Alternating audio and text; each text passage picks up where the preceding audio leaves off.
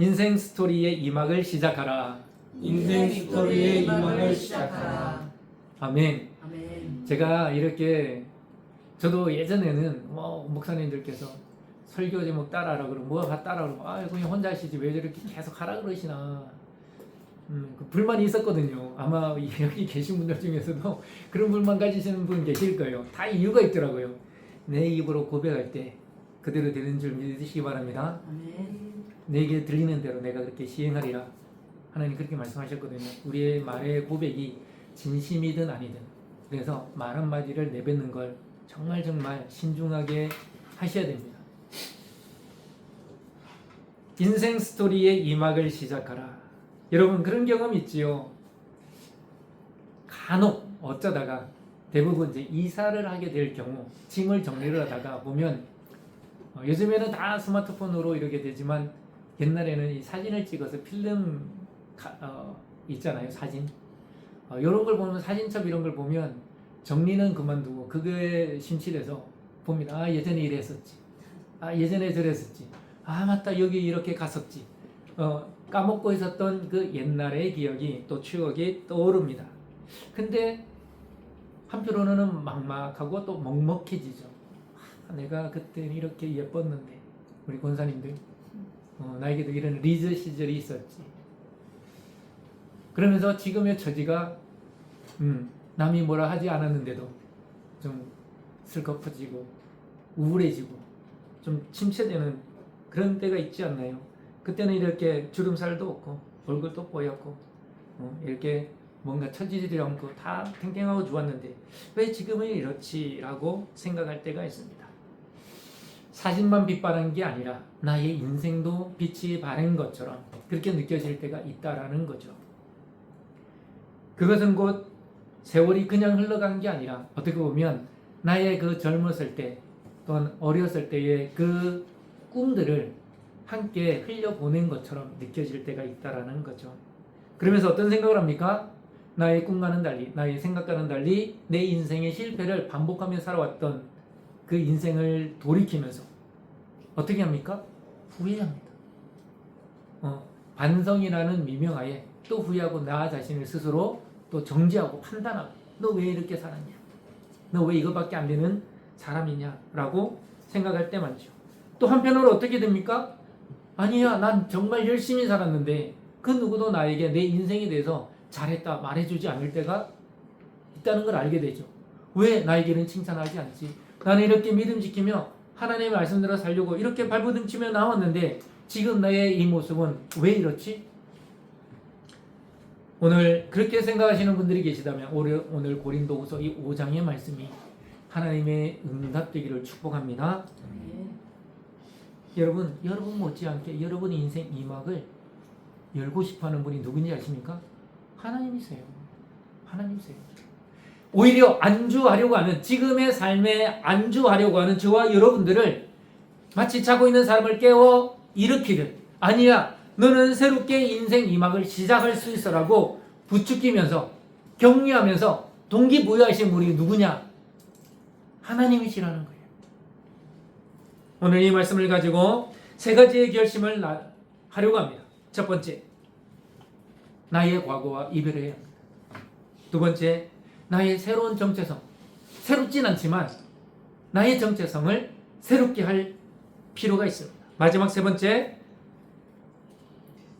나의 믿음의 결단을 내리지만 그 믿음의 결단이 행동으로 이루어지는 은혜가 있기를 소망합니다.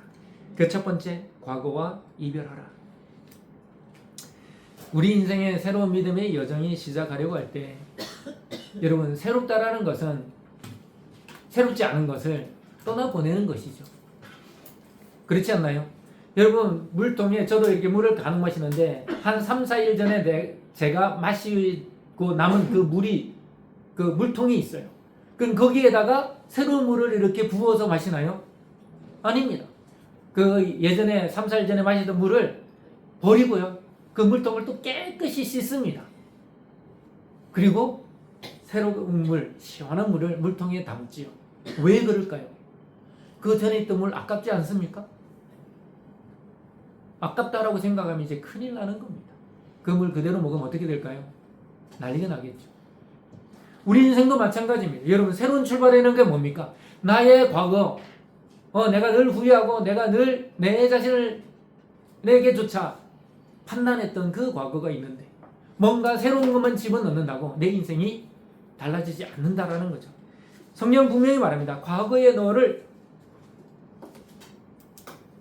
이별하라는 거예요.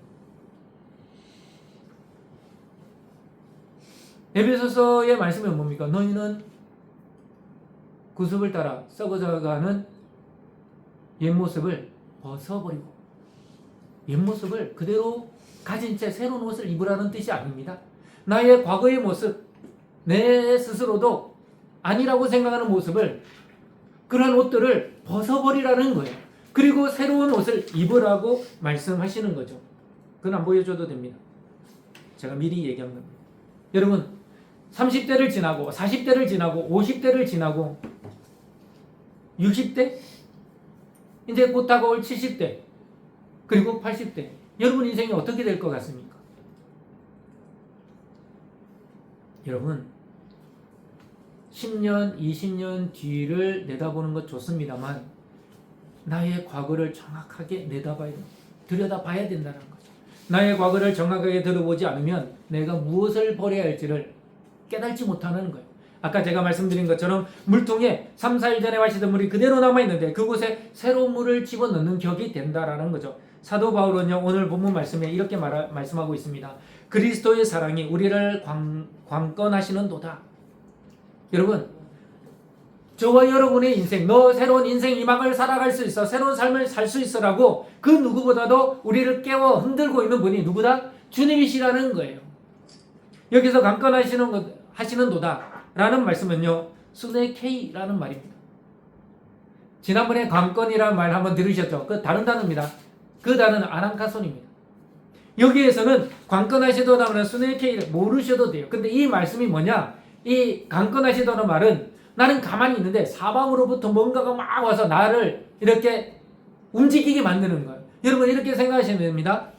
해변가에 갔어요. 아주 큰 파도가 이렇게 옵니다. 그러면 나는 가만히 있으면 어떻게 돼요? 그 파도에 밀려서 이렇게 움직이게 되죠. 나의 의지와 상관없이 나를 움직이게 만드는 것, 그것이 바로 여기에 강권하시는도다의 단어의 의미입니다. 우리 인생이 그렇게 움직여야 돼요. 근데 여러분, 나를 움직이는 게, 내 인생을 움직이는 게, 우리의 가정을 움직이는 게, 혹 여러분의 자녀를 움직이는 게 하나님의 그 능력과 은혜가 아니라 세상의 영향력이라면요. 여러분의 입을 아무리 열어서 아무리 말을 해도 듣지 않아요. 영향력이 없어요. 왜요? 그들을 움직이는 것은 그들의 의지가 아닙니다. 그들이 세상의 파도에 맡겼기 때문에 그들의 의지와 상관없이 떠밀려가는 거예요. 제가 아주 어렸을 때, 제가 초등학교도 들어가기 전에 어릴 때죠. 그때 바다에 저를 데리고 갔어요. 우리 부모님들이. 그래서 뭐 그물을, 그 바다에서 그물을 올려가지고 그물을 깁는 거예요. 부분 수리를 하는 거죠. 근데 그 작업은 뗏목이라고 해서 넓은 뗏목에서 일을 하시고, 저는 그냥 작은 배에 올라타서 거기서 제가 혼자 놀고 있었어요. 근데 뗏목과 이 배를 묶어놓은 줄이 풀렸네? 아무도 모르는 거예요. 놀다가 이렇게 딱 봤더니 이미 저만큼 한 30-40m 떨어진 거예요. 제가 막 소리를 쳤어요. 엄마, 아빠. 근데 그때 좀 바람이 약간 이게 살랑살랑 보다는 조금 더 불고 있었거든요. 그 배가 이게 잘 이렇게 떠내려가고 있는 거예요. 그 말하는 사이에도 더 멀어지고 있어. 근데 그 바다가 깊은 바다예요. 아무도 다이빙을 해서 저희가 올 생각을 안 하시는 거예요. 그러니까 막 난리가 났어요. 어떻게 하지 막 발만 동동동 구르고 있는 그 상황에. 그런데 제가 봉건이 있어가지고 노가 있어, 노를 올려놨는데 제가 낑낑대고 노를 이렇게 겨우 꽂았어. 노를 딱 잡았는데 노가 저를 가지고 노는 거예요. 제가 노를 움직여야 되는데 노를 잡았는데 물살 때문에 노가 땡겨가고 이렇게 밀려오고, 제가 젓는 게 아니야. 노가 나를 젓는 거예요. 바뀌었죠? 그러면서 어떻게 될까요? 배는 그냥 흘러가는 거예요. 나중에 뗏목이 안 보여요. 얼마나 밀려갔는지. 그런데 그 조그만 배에 조그만 꼬마애가 하나 있으니까 지나가는 배가 다가왔어. 저를 보고. 그래서 물어보는 거예요. 울고 있어요. 울었죠. 이 얘기를 했더니 저희 아버님이 좀 유명하셨어요. 뭐 악명은 없다 이런 게 아니라 그 군 안에서 모르시는 분이 없어. 아, 네가 그 사람 아들이구나. 저를 이렇게 제가 설명했더니 데리고 갔어. 그랬더니 거기도 난리가 난 거예요. 뗏목은 못 움직이잖아. 그래서 제가 겨우 갔어요. 제가 이 얘기를 왜 드리나? 여러분, 세상은 여러분 우리가 생각하는 만큼 만만한 곳이 아닙니다. 이 마귀라고 하는 이 세상을 움켜쥐고 이 공중권세 잡은 자, 이 마귀 사탄이에요. 우리가 생각하는 만큼 우리의 뜻대로 움직여주지 않습니다. 우리의 힘으로 아예 안 됩니다. 그러니 우리는 이 세상을 누구의 힘으로 나아가야 될까요? 예수님, 주님의 힘으로 나아가야 됩니다. 여러분, 제가 안 되죠. 노가 저를 가지고 놀았다니까요. 강건하시는 듯. 주님이 저와 여러분의 의지와 상관없이, 아니 우리의 생각 이상으로 저와 여러분의 삶을, 우리의 가정을, 우리의 자녀들을 그렇게 강건하여 움직여 가시는 은혜가 있기를 축복합니다. 아멘. 여러분, 이게 왜 가능할까요? 우리가 십자가에서 우리를 위하여 돌아가신 예수 그리스도를 믿기 때문입니다. 주님은 그걸 믿으라는 거예요. 너의 인생이 새로운 출발은 십자가로부터 시작이 되어지는 거예요. 여러분, 십자가 외에 여러분과 저와 여러분의 인생이 새롭게 출발할 수 있는 그 어떤 단서가 없어요. 없습니다. 예수님께서 십자가에서 우리의 죄를 영원히 사하셨기 때문에 저와 여러분은 이미 새로운 출발을 할 수가 있게 된 거예요. 이미 여러분 예수님 믿으셨잖아요. 여러분 새로운 출발을 하신 거예요. 그러나 담대히 나아가지 못하는 이유가 왜일까요? 이사야 43장 18절, 제가 너무나도 좋아해서 올해 우리의 표를 정했죠. 다시 한번 말씀드립니다. 너희는 이전 일을 기억하지 말며 옛 일을 생각하지 말라. 보라, 내가 새 일을 행하리니 이제 나타낼 것이라. 아멘.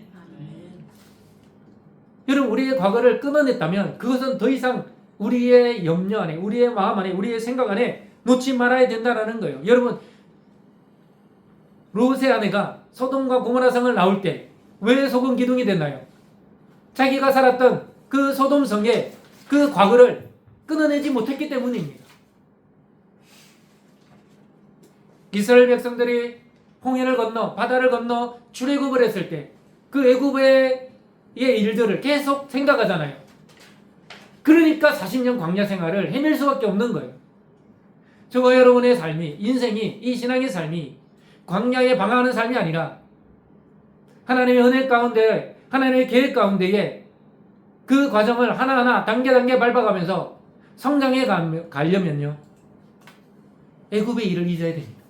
다시 말하면 저와 여러분의 과거에 죄된 모습의 일들을 끊어내고 잊어버리고 더 이상 생각하지 말아야 된다는 거예요.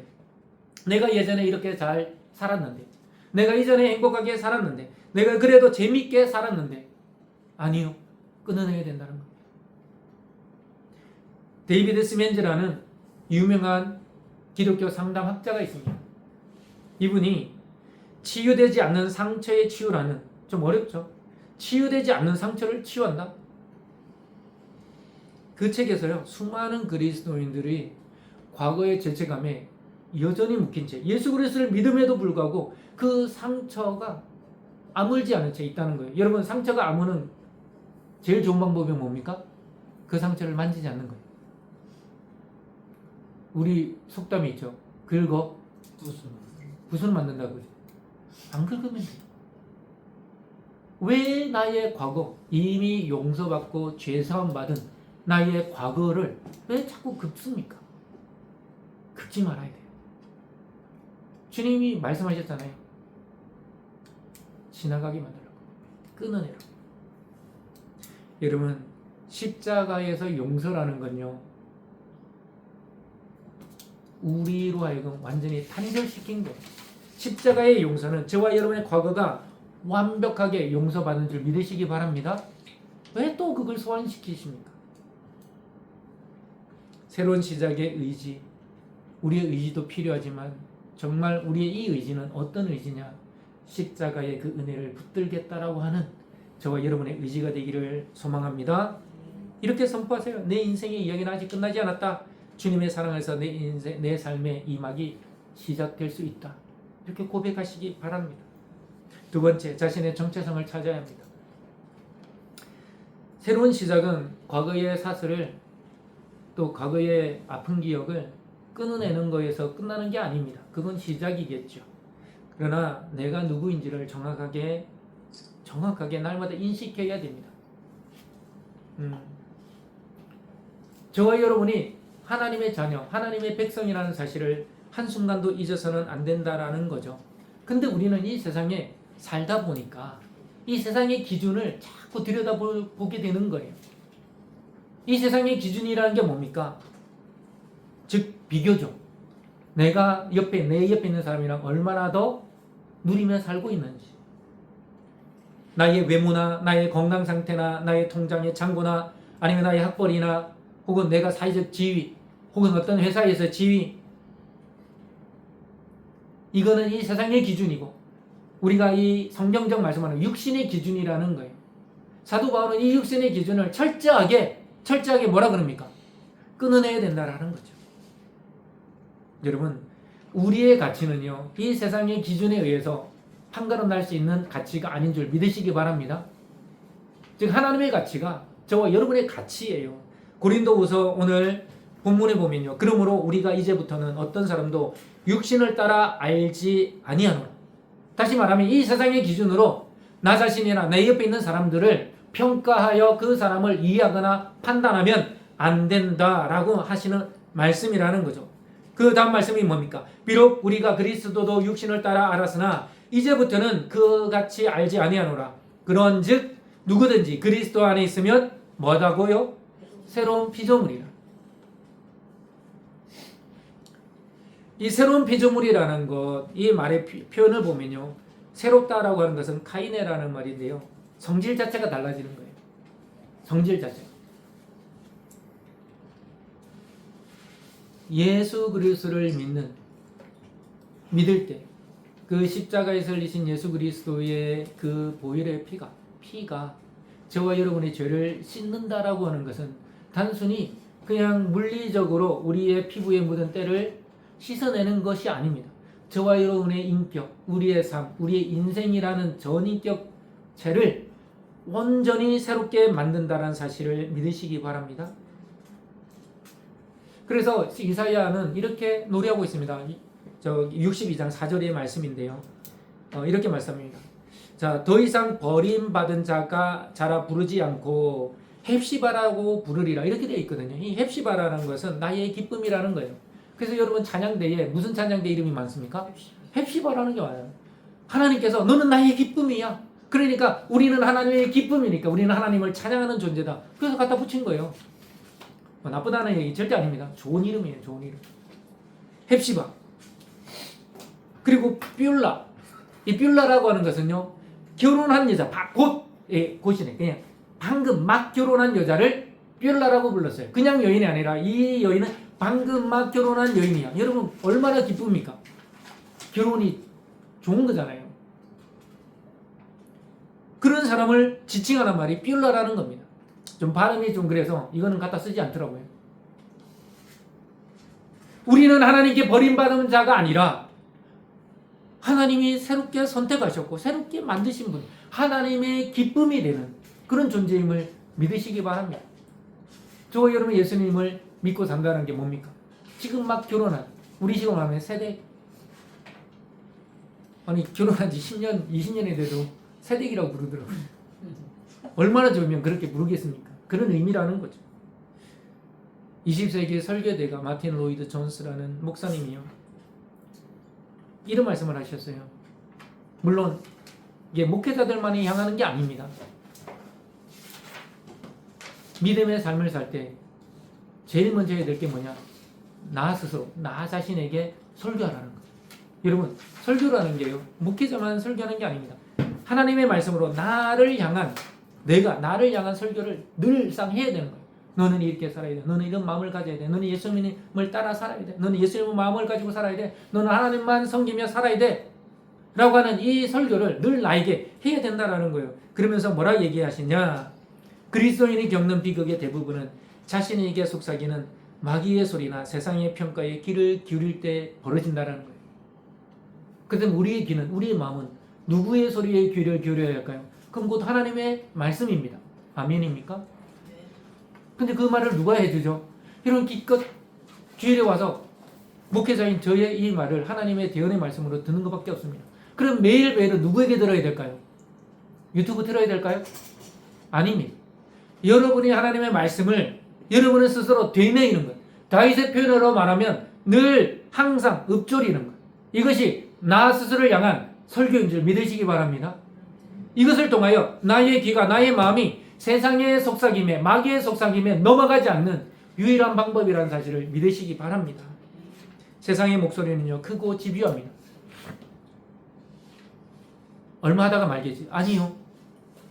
저와 여러분을 완전히 삼킬 때까지 멈추지 않습니다.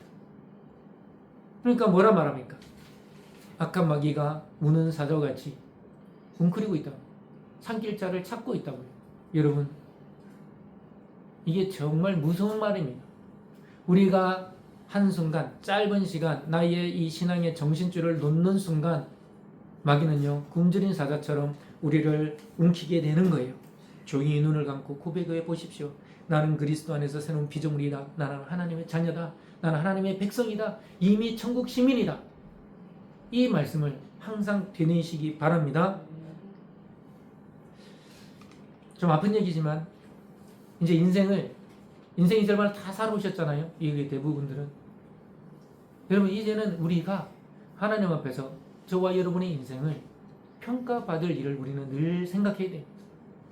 내가 이 인생을 어떻게 막 열심히 살아갈까, 이것도 해야 되지만 이제 우리의 마음 한켠에 어떤 생각을 가지고 살아가야 되느냐, 내가 하나님 앞에 섰을 때 하나님 나의 인생을 어떻게 평가하시지? 여러분, 왜 이 생각을 해야 됩니까? 이 생각을 할 때요, 내가 누군가, 나의 정체성이 뭔가를 확실히 깨닫게 되는 거예요. 여러분, 내가 누구로서, 어떤 사람으로서 살아가야 될지를 늘, 어려운 말로 말해, 나의 정체성을 확실하게 하고 살아가는 이 삶을 살 때 하나님 앞에서 칭찬 듣는 인생이 될 줄 믿습니다. 마지막 세 번째. 그렇다면 하나님이 저와 여러분을 뭘로 칭찬하실까요? 뭘로 평가하실까요? 저와 여러분의 생각이요? 생각 맞습니다. 맞는데 그것이 전부가 아닙니다. 우리의 행동입니다. 다시 말하면 우리의 삶이라는 거예요. 여러분, 헌신이 말로 헌신됩니까? 아닙니다. 행동으로 헌신이 되어지는 거예요. 행동으로 헌신이 되어지는 거예요. 우리의 인생의 이야기를 바꾸는 최종 단계가 뭡니까? 결심이 아니라 결심에 따른 행동인 줄 믿으시기 바랍니다. 우리가 예배 때에, 아니면 어떤 부흥회나 사경회 때, 집회 때 은혜 받아서 내가 이렇게 살아야지, 그 결심 정말 중요하죠. 하지만 그 결심 때문에 우리 인생이 바뀌는 게 아닙니다. 그 결심에 따른 저와 여러분의 손과 발이 움직이는, 우리의 몸이 움직이는 행동, 그 행위가 우리의 삶을 온전히 바꿔놓는 줄 믿습니다. 결심은요, 행동으로 옮기지 않으면 며칠 못 갑니다. 그래서 생긴 말이 뭡니까? 작심 3일이라는 말이 생겨난 겁니다. 하나님께서 우리의 과거의 사슬을 이미 끊어내셨습니다. 믿으시기 바랍니다. 그렇다면 우리가 하나님의 자녀예요. 하나님의 백성으로서의 이 자부심을 가지고, 정체성을 가지고 살아가야 되는 거예요. 근데 아무런 생각 없이 살아가는 것이 아니죠. 내 인생을 어떻게 살아가겠다. 오늘 고린도후서 오늘 본문의 말씀 18절과 20절, 모든 것이 하나님께로 났으며 그가 그리스도로 말미암아 우리를 자기와 화목하게 하시고 또 우리에게 화목하게 하는 직분을 주셨으니, 저와 여러분의 인생의 삶이 먼저는 하나님과의 화목이요, 그리고 우리의 가정에서의 화목이요, 나와 대면하는 사람들과의 화목된 삶인 줄 믿으시기 바랍니다. 어떤 사람이 어디를 가든 불화를 일으키고 난리를 피우고 갈등을 일으키면 그 사람은 하나님과 화목한 사람이 아닙니다.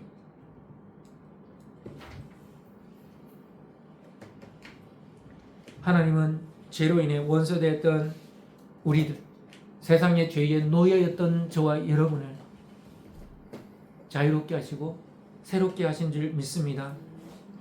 그래서 이제는 이 세상의 노예가 아니라 하나님의 사신, 오늘 말씀에 하나님의 사신이 뭡니까? 대사죠. 엠베세더라고 그러잖아요. 대사. 대통령이 못 가니 대통령을 대신해서 각 나라에 누구를 보냅니까? 대사를 보냅니다. 저와 여러분은 하나님을 대신해서 이 세상, 우리의 삶에, 우리의 가정에, 또 우리의 직장에 엠베세더, 대사로 보내준 줄 믿으시기 바랍니다. 그러면 그 대사의 목적이 뭡니까? 대통령을 대신해서, 정부를 대신해서 그 파견받은 나라의 국민들과 좋은 관계를 맺는 거예요. 저와 여러분이 이 세상 가운데에 그렇게 보내진 줄 믿습니다. 디트레이트 본 헤프라는 목사님이 이런 말씀을 하셨습니다. 신도의 공동생활이라는 책이 있어요. 그 책에 이런 말씀을 하고 있어요. 그리스도인은 세상을 향해 파송된 하나님의 편지이자 대사다. 대사가 왕의 행동을 대행하듯 성도는 매일의 삶 속에서 구체적인 순종의 행동을 통해 하나님의 현존을 증명해야 한다.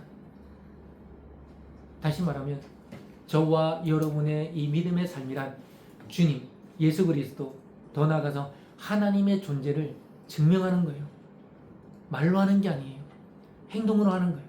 그 행동은 무엇입니까? 근본적으로 말하면 사랑이죠. 구체적으로 말하면 품어주고 이해해주고 용납해주고 용서해주고 화목을 먼저 실행하는 그 삶인 줄 믿으시기 바랍니다. 생각만 100만 번 한다고 행동으로 이어지지 않습니다. 단 하나를 생각하시더라도 그것을 나의 손과 발로 행동으로 옮기는 은혜가 있기를 소망합니다. 먼저 가정에서 하십시오. 그리고 직장에서 하십시오. 또 교회 안에서 하십시오. 여러분 정말 가슴 아픈 게 교회 안에 같은 신앙생활하는 공동체 안에서 서로가 반복하고 그 갈등을 해소하지 않은 채 예배를 드리려 그것이 한 달, 두 달, 세 달, 1년, 2년 되는 사람들을 저는 수없이 봤습니다. 예수님이 뭐라 그럽니까?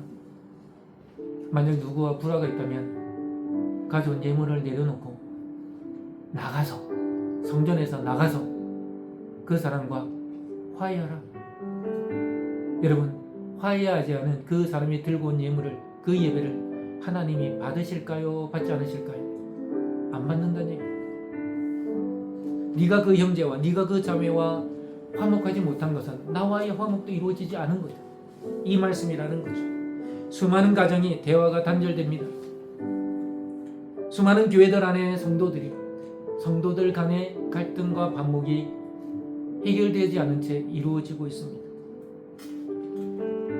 혹 믿지 않는 자들과의 갈등과 반목도 해결되지 않은 채 이루어지고 있지요. 여러분 마지막 우리가 결단한 것, 저와 여러분은 이 세상을 향한 화목을 이루는 하나님의 대사로 보내심을 받은 자라는 사실을 기억하시기 바랍니다. 우리의 삶이 이 세상으로 보내신 그 하나님, 저와 여러분이 이제 신앙이 일단이 예전에는 죄에 억눌려 죄에 옥죄어 죄의 노예로 살았지만, 그래서 아무 일도 할 수 없었지만 십자가에 달리신 예수 그리스도를 믿음으로 말미암아 저와 여러분은 완전히 새로운 피조물이 된 줄 믿으시기 바랍니다. 새로운 피조물이 됐을 뿐만 아니라 이제는 하나님께서 저와 여러분을 우리의 가정에, 우리의 교회에, 이 사회의 공동체 안에 화목을 이루는 대사로 보내셨음을 믿으시기 바랍니다. 이제는 이 일을 위하여 저와 여러분이 행동할 때입니다. 그리하여 부족하지만 비록 아무것도 아닌 것처럼 보이지만 그 삶을 통하여, 그 행위를 통하여 하나님 앞에 화목을 이루어가는, 그리하여 하나님 앞에 섰을 때에 정말 칭찬 듣는 저와 여러분 모두가 되시기를 주님의 이름으로 축복합니다.